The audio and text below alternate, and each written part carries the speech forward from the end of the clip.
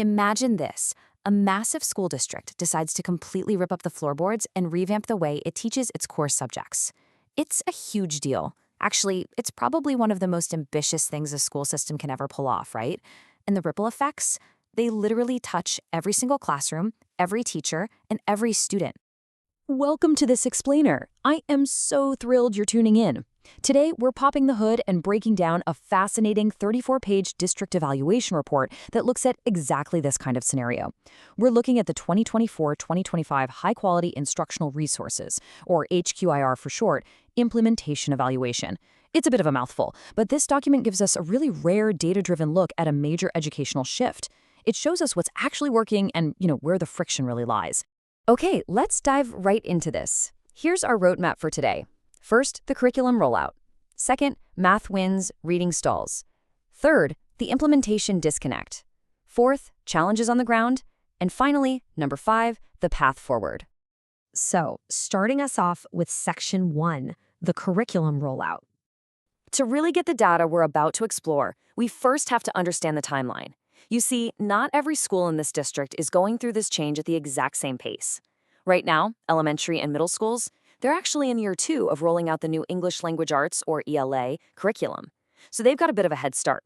But on the flip side, the high schools are experiencing this ELA rollout for the very first time this year.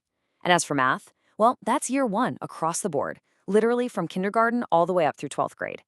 Keep that staggered timeline in mind because it's going to be absolutely crucial when we look at the results. And I really want to emphasize here that the data we're examining is deeply grounded in reality.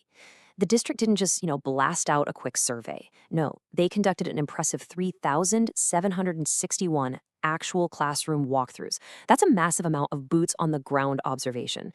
They paired all that observational data with leadership surveys and standardized assessment scores, giving us a truly three-dimensional picture of this whole rollout. Moving right along to Section 2, Math Wins, Reading Stalls. When we look for early victories here, a really compelling story emerges in elementary math. Back in the spring of 2024, math proficiency for grades 3 through 5 was sitting at 28%. But just 1 year later, in the spring of 2025, that proficiency jumped to 34%. That is a huge, exciting win. It shows pretty definitively that elementary classrooms are adapting incredibly fast to these new math standards and routines. The instruction improved, and hey, the student outcomes directly followed suit. But in stark contrast to those awesome math wins, reading scores remained pretty flat across most grades, and in some areas, they actually went down. Now, what's really interesting here is 11th grade reading proficiency. We see a sharp drop from 37% meeting the benchmark in 2024, plummeting down to 26% in 2025. Now remember, this is the very first year high schools are implementing the new ELA curriculum.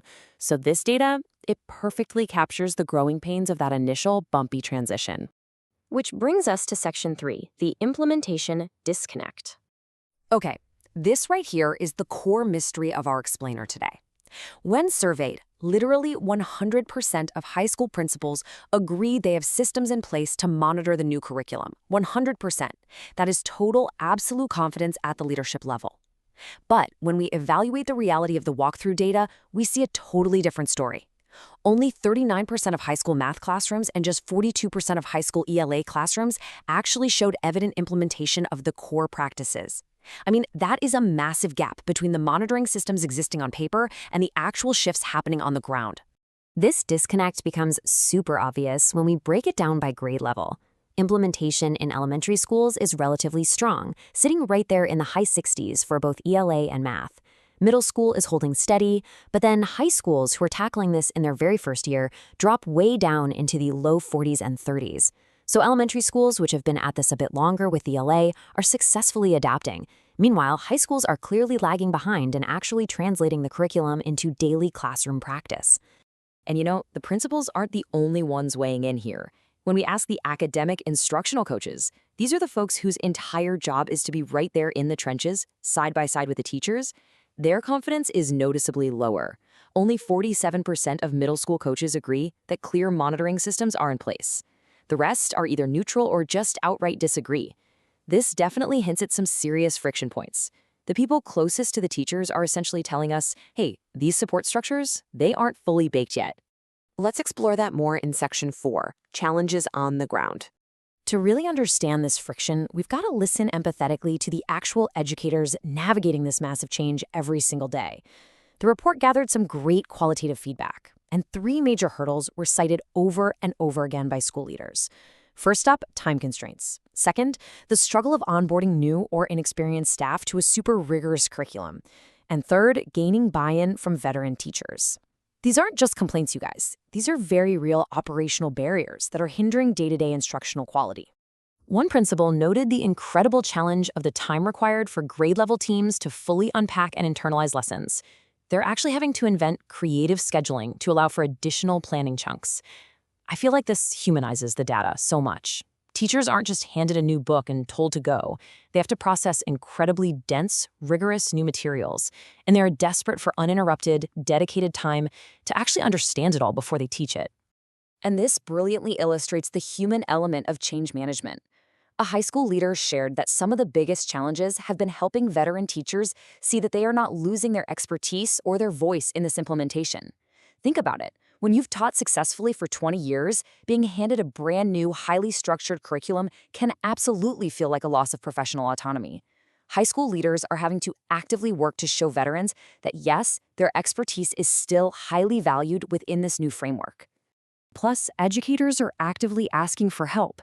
A middle school coach pointed out the dire need for clear examples and resources for differentiation and intervention that align with the HQIR and can be embedded during regular instructional time. They want to do this right. They aren't just resisting change. They are practically begging the district for embedded examples to help them reach diverse learners within the boundaries of this new curriculum. Let's wrap things up with Section 5, the path forward. So, what does this all mean? Where does the district go from here? Well, the report lays out some really clear recommendations tied directly to those friction points we just talked about.